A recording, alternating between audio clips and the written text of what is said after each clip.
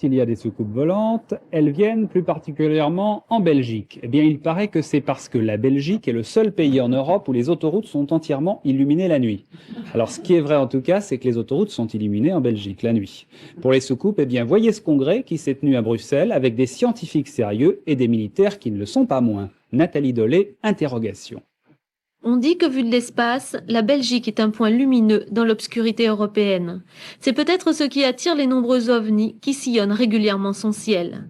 Après la nuit historique du 29 novembre 89, la Société belge d'études des phénomènes spatiaux a disséqué des centaines de documents filmés ou photographiés.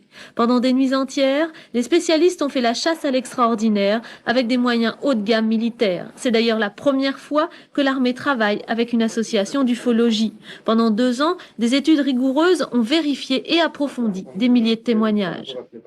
Moi, sur le coup, ça a été la peur.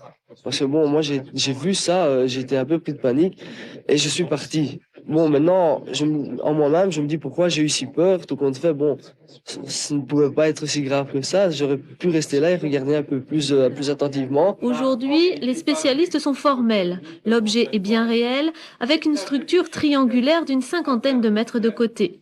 Entièrement silencieux, il atteint des performances techniques ahurissantes en accélération et en maniabilité notamment. Si la morphologie semble presque découverte, reste à trouver maintenant les éventuelles intentions.